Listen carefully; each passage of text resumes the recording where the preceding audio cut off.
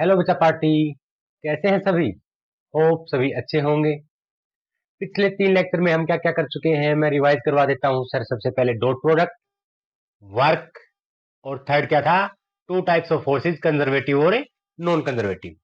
आज हमारा है chapter number 5, work energy and power का लेक्चर नंबर 4। अब बात करेंगे एनर्जी की। ज्यादा टाइम पास नहीं करते हैं, सीधे आपको ले चलता हूं अपनी स्क्रीन पे, और ये रही स्क्रीन आपके सामने। आज हमारा है लेक्चर नंबर 4। क्लियर है? पहले 3 लेक्चर हम कर चुके हैं। आज पढ़ेंगे एनर्जी के बारे में, क्या होती है। न्यूमेरिकल्स पहले आप ट्राई करना, उसके बाद मेरी बारी। ठीक है? एनर्जी क्या? कैपेसिटी और एबिलिटी टू डू वर्क, कार्य करने की क्षमता। क्या वह कार्य कर सकता है, क्या उसमें इतनी एनर्जी है। एनर्जी हम बात करेंगे यहाँ पे टोटल मैकेनिकल एनर्जी की बात करेंगे बेटा, सारी की सारी। और मैकेनिकल एनर्जी दो चीजों से बन के मिलेगी आपको, kinetic energy plus potential energy. तो पहली बात है काइनेटिक एनर्जी, वो एनर्जी जो बॉडी के मोशन के कारण हो, उसको हम बोलते हैं काइनेटिक एनर्जी। फार्मूला क्या होता है? Half M we square. कैसी क्वांटिटी है? Scalar quantity. Kinetic energy depend upon frame of a reference. कैसे? ये मान लीजिए ट्रक है और ये वी वेलोसिटी से आगे की तरफ बढ़ रहा है।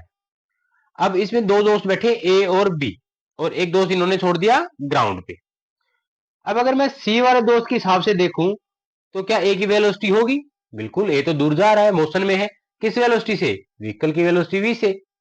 तो काइनेटिक एनर्जी ए की क्या हो जाएगी? Half M we square. लेकिन जो बी है आपका दोस्त, उसके हिसाब से तो ए किस पे है? रेस्ट पे है। तो काइनेटिक एनर्जी ए की क्या हो जाएगी? जीरो।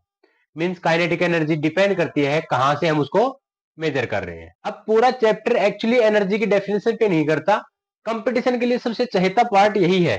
क्या? Work energy theorem. डिटेल में पढ़ेंगे, 2 लेक्चर में आई थिंक ये कंप्लीट होने वाला है। क्या होती है work energy theorem? According to this theorem, work done by all forces, जितनी भी फोर्सेज काम करेंगी उनका वर्क डन क्या होगा? चेंज इन काइनेटिक एनर्जी के फाइनल माइनस से के इनिशियल। कई बार हमें डिस्प्लेसमेंट नहीं पता चलती, कई बार एंगल नहीं गिवन होता, तो ऑब्वियस सी बात है जितने भी फोर्स लगे होंगे किसी सिस्टम पे, किसी बॉडी पे, उनके द्वारा किया गया टोटल वर्क डन होगा। चेंज इन काइनेटिक एनर्जी निकाल दीजिए, फाइनल माइनस से इनिशियल। और फाइनल काइनेटिक एनर्जी का हम क्या फार्मूला लिखते हैं sir? Half M we square minus initial क्या होती है? Half M you square. U initial velocity है, हाफ कॉम एम कॉमन ले लीजिए, क्या फार्मूला बचेगा? V square minus you square. जरा नोट करना, बहुत ज्यादा इंपॉर्टेंट है, अप्लाई करेंगे बहुत सारी जगह पे। बात करूं प्रूफ की, तो वर्क डन क्या होता था सर वेरिएबल फोर्स के कारण? एफ डी एक्स, डिस्प्लेसमेंट जा रही है x1 से x2। फोर्स की जगह क्या लिख सकता हूं मैं? मास इंटू एक्सेलरेशन, तो ये हो जाएगा m a d x. Acceleration क्या होता है sir? Rate of change of velocity, dv by d t. Acceleration तो पढ़ चुके हैं ना पहले ही, डीवी बाई डी टी।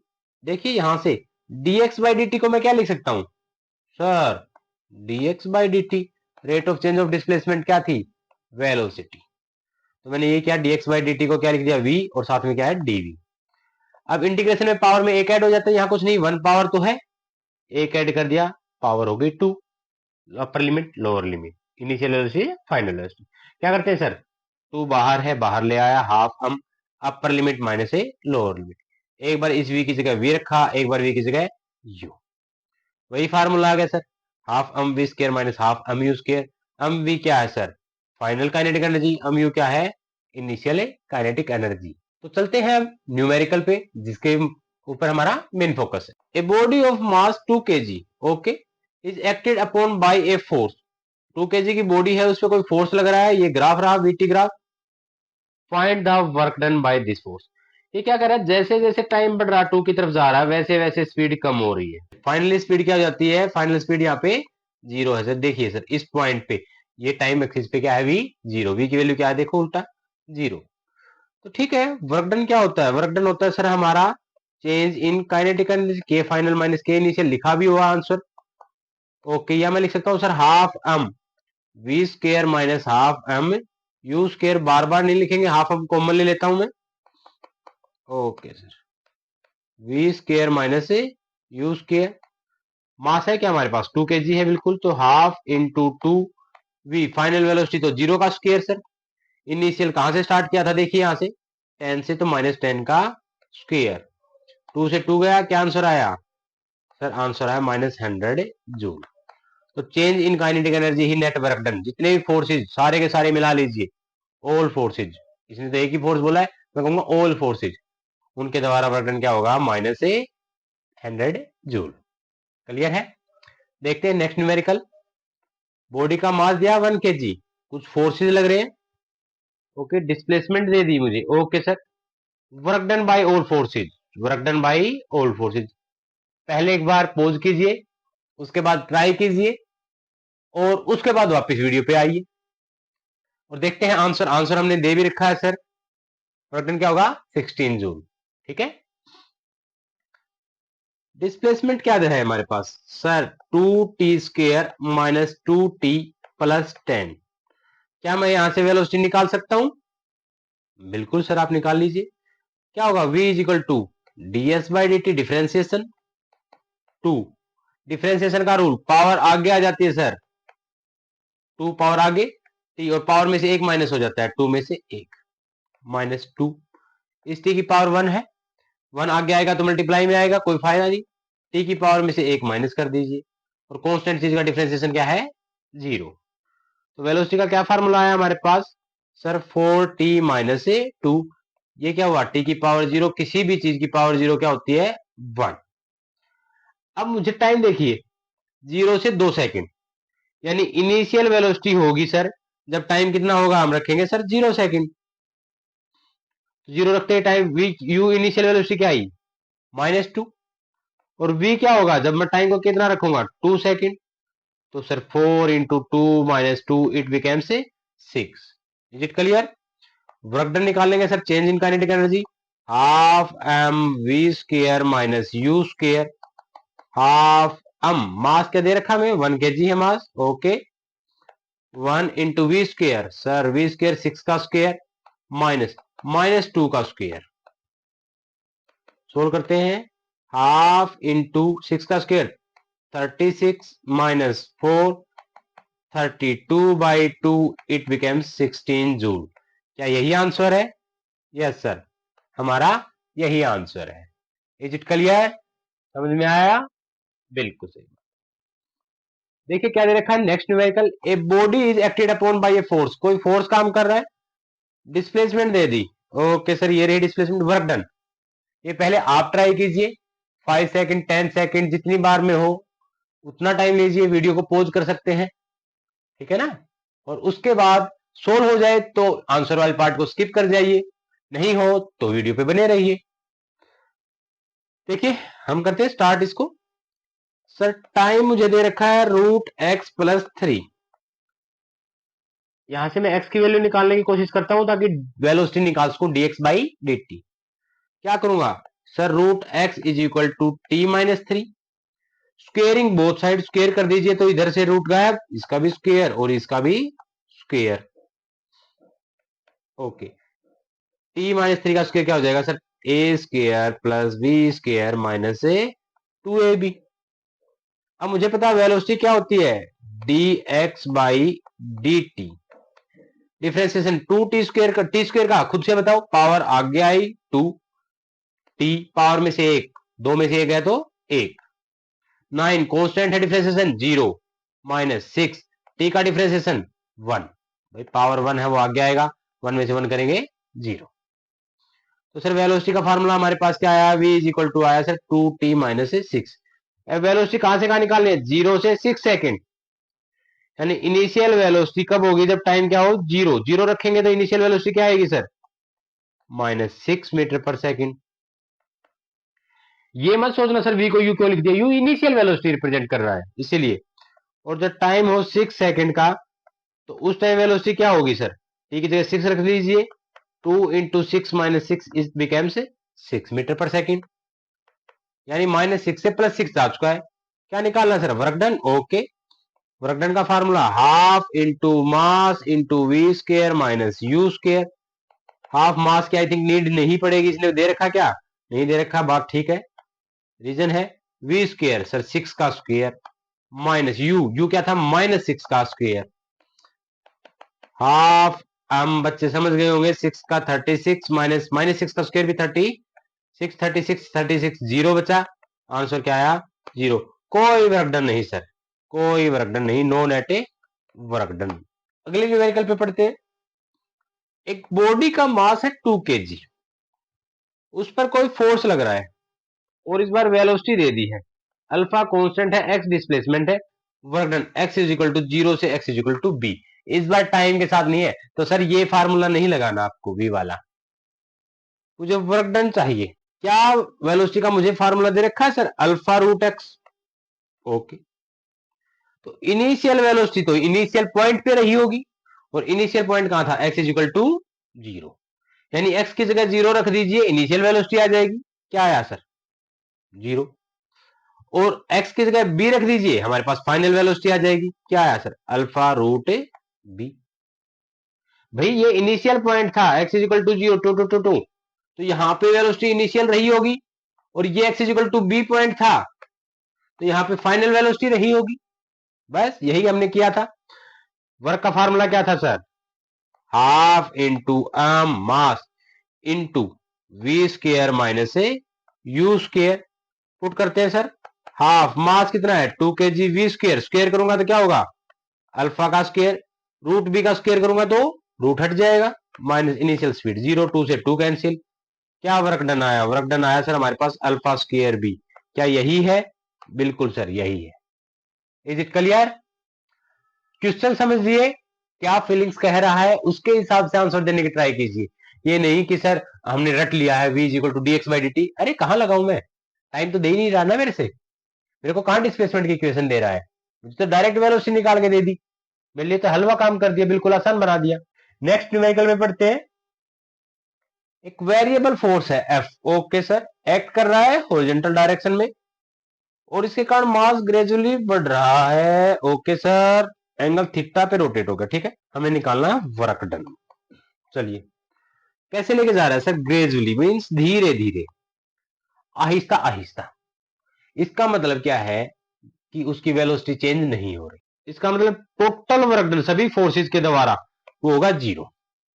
इतनी बात समझ में आ गई सर? ग्रेजुअली धीरे धीरे लेके जा रहा है, तो टोटल वर्क डन सभी फोर्सेस के द्वारा क्या होगा? 0। इतनी बात समझो। अब इसे फोर्स लग कौन रहा है सर? mg लग रहा है नीचे की तरफ, टेंशन लग रहा है ऊपर की तरफ, और एक फोर्स एफ भी लग रहा है। मुझे वर्क डन इस फोर्स के द्वारा निकालना है, यानी टोटल वर्क डन के मतलब मैं कहूं sir work done by tension plus work done by mg plus work done by जो एक्सटर्नल फोर्स है, टोटल सभी ये ही क्या होगा? 0। तीन ही तो फोर्स लग रहे हैं। टेंशन, सर टेंशन हमेशा अलोंग द स्ट्रिंग होगी, पहले WT निकालते हैं ना, टेंशन अलोंग द स्ट्रिंग, और डिस्प्लेसमेंट है अलोंग द सरकमफेरेंस। क्या एंगल हर बार 90 नहीं बनेगा? और अगर हर बार 90 बना तो वर्क डन क्या होगा हमारा? 0 सर, cos 90 0। जिन्हें नहीं देखा है दूसरा लेक्चर हो वर्क एनर्जी पावर का, जाके देख के आओ क्यों 0 हुआ। चलिए अब बात करता हूं mg के कारण, ठीक है सर। हो क्या रहा है जरा बात कर लेता हूं मैं। सर हो कुछ ऐसे स्क्रीन पे रहा है, हो कर क्या रहा है, ये ऑब्जेक्ट सर यहां से यहां चला गया है, तो सर डिस्प्लेसमेंट ये हुई, ओके। mg मेरा नीचे लगेगा, ओके सर। या तो मुझे एंगल पता लग जाए तो हम निकाल दूं, या फिर मैं डिस्प्लेसमेंट जो हो रही है फ्रॉम ए टू बी, इसके दो कंपोनेंट करूं, एक ये कंपोनेंट हॉरिजॉन्टल डायरेक्शन में, और एक कंपोनेंट बनेगा वर्टिकल डायरेक्शन में, इतना ही। और मैं उस डिस्प्लेसमेंट के कंपोनेंट को उठा लूं जो अलोंग द सॉरी जो फोर्स की डायरेक्शन में हो। कर सकता हूं ये काम। पहले लेक्चर सॉरी सेकंड लेक्चर में हमने यही देखा था कि फोर्स इनटू डिस्प्लेसमेंट का वो कंपोनेंट जो फोर्स की डायरेक्शन में हो, आसान हो जाता है काम। तो एक काम करता हूं मैं सर, डिस्प्लेसमेंट इधर हुई, देखिए जरा, ओके। मैं थोड़ा सा जूम आउट कर देता हूं ताकि समझ में आए, ओके सर। पहले मुझे बताइए टोटल लेंथ एल होगी क्या? बिल्कुल सर एल होगी। क्यों होगी? क्योंकि धागा है, उस स्ट्रिंग है, उसकी तो लंबाई नहीं बदलेगी ना, एल हमें गिवन है। अब डिस्प्लेसमेंट हुई इस डायरेक्शन में, तो डिस्प्लेसमेंट के दो कंपोनेंट होंगे, एक तो होगा एक्स डायरेक्शन में, और एक इतना ही यहां तक ये होगा वाई डायरेक्शन में, हाँ या ना?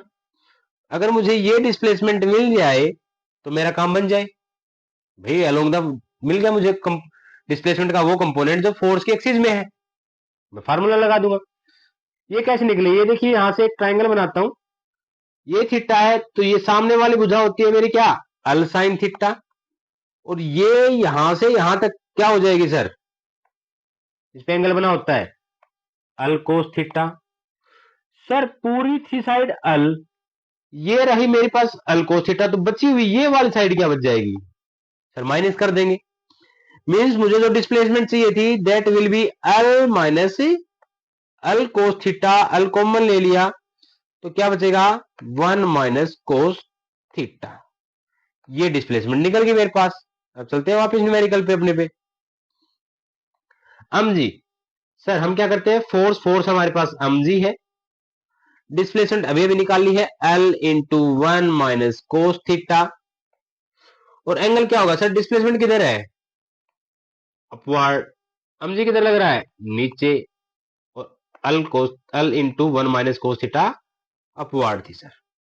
एंगल कितना बनेगा 180, करते हैं 180, एंगल कोस 180, कोस 180 की वैल्यू -1, तो वर्क डन ड्यू टू जी क्या आया हमारे पास टोटल सर, ये आया minus MgL into 1 minus cos theta. अब टेंशन भी निकाल चुके हैं जी के कारण वर्क डन, क्या इक्वेशन नंबर फर्स्ट में पुट कर दे, कीजिए, WT की जगह 0, जी की जगह -MgL into 1 minus cos theta plus work done due to external force is equal to 0। तो work done due to external force क्या आया हमारे पास सर, ये इधर जाके प्लस का MgL into 1 minus cos theta. Is it clear? Okay, यही option है। इसमें सारा का सारा खेल किसका था, डिस्प्लेसमेंट निकालने का।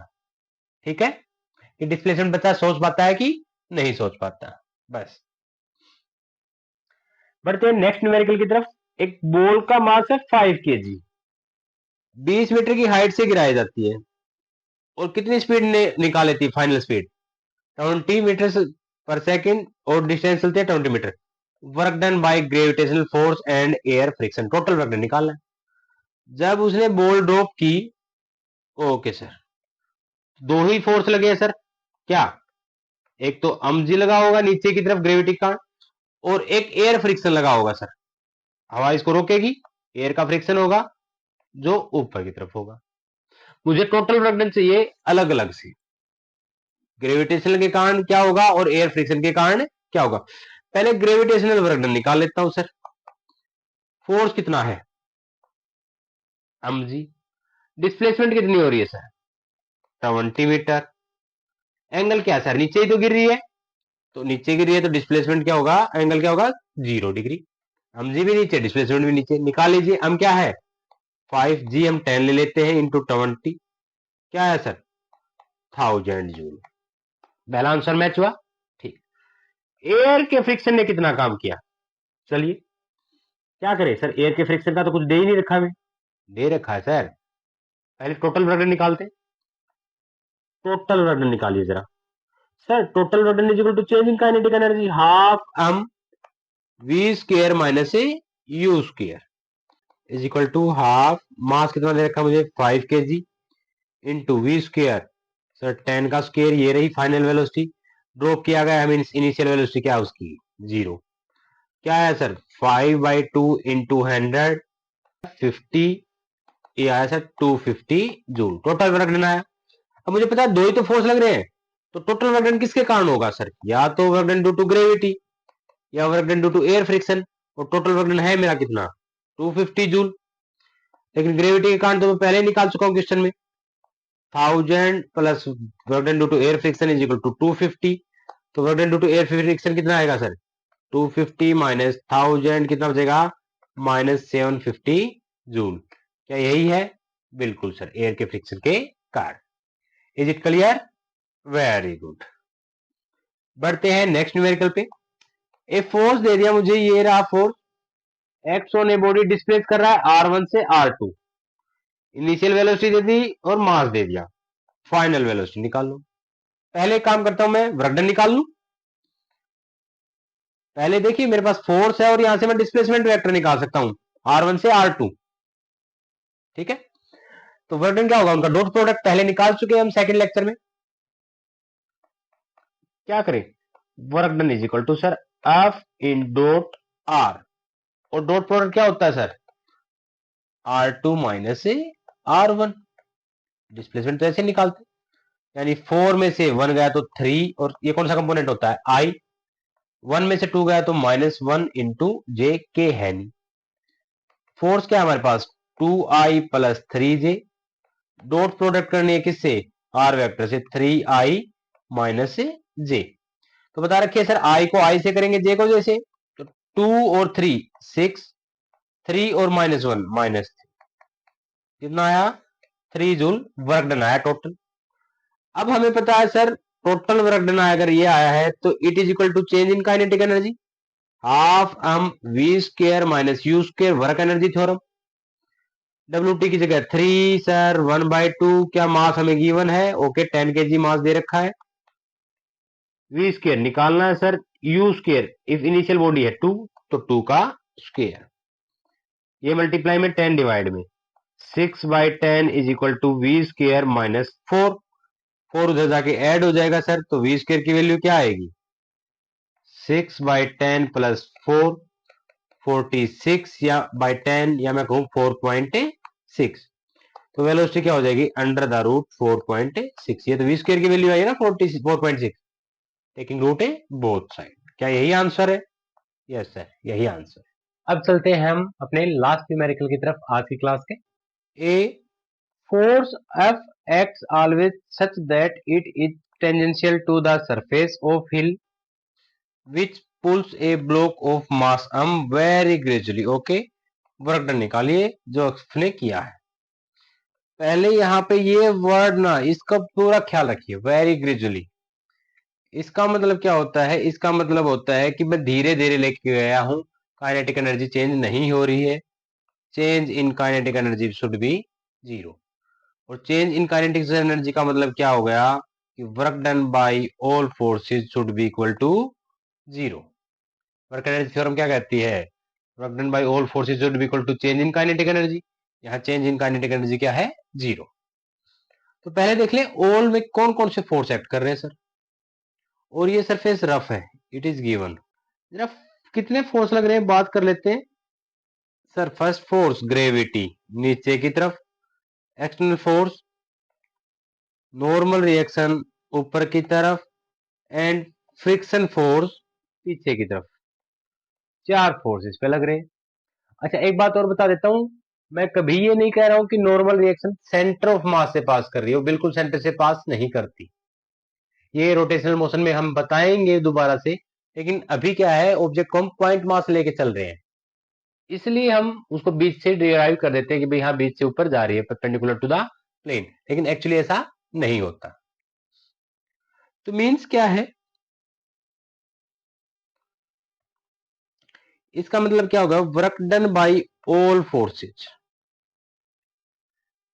Should be equal to 0। कौन कौन से फोर्सेज लगेंगे, work done by normal reaction plus work done by frictional force plus work done by gravitational force plus work done by external force should be equal to 0। निकालते हैं अलग अलग। Work done by normal reaction, sir normal reaction हमेशा क्या होगी perpendicular to the plane, और displacement होगी along the plane, angle हमेशा 90 डिग्री, तो नॉर्मल रिएक्शन के कारण वर्क डन क्या हो गया 0। लीजिए सर इसका काम फिनिश। अब बात कर लेता हूं ग्रेविटी के कारण, आसान पड़ेगा क्या सर, कैसे लेके जाऊं। मुझे पता है ग्रेविटेशनल फोर्स कैसा फोर्स है, कंजर्वेटिव नेचर का है, तो कंजर्वेटिव में मैं पाथ बदल तो कोई इश्यू तो नहीं। मींस अगर मैं इनको नाम दे दूं ए बी और सी, तो मैं चाहे ऐसा करूं, उसको पहले ए से बी ले जाऊं फिर बी से सी, ये दूसरा पाथ होगा ना, और कंजर्वेटिव फोर्स के कारण वर्क डन पाथ पे डिपेंड नहीं करता। तो मैं पहले ए से बी लेके जाता हूं फिर बी से सी।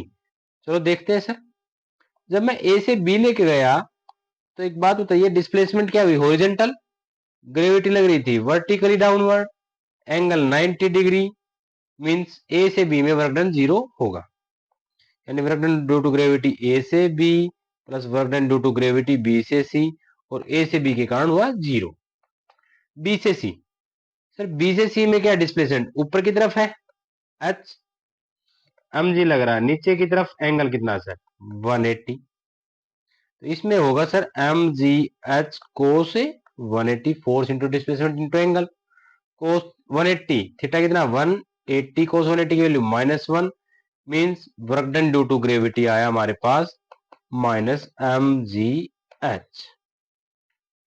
वेरी गुड सर, ग्रेविटी निकाल दिया। अब बात करते हैं force due to friction. Friction क्या है सर, नॉन कंजर्वेटिव फोर्स है। अब इसमें तो ऐसे पाथ नहीं बदल सकते, तो work done due to friction, friction क्या होता है sir mu into N, displacement कितनी हो रही है मैं मान लेता हूं सर एस, एंगल मान लिया मैंने कितना है कोस थीटा, ठीक है।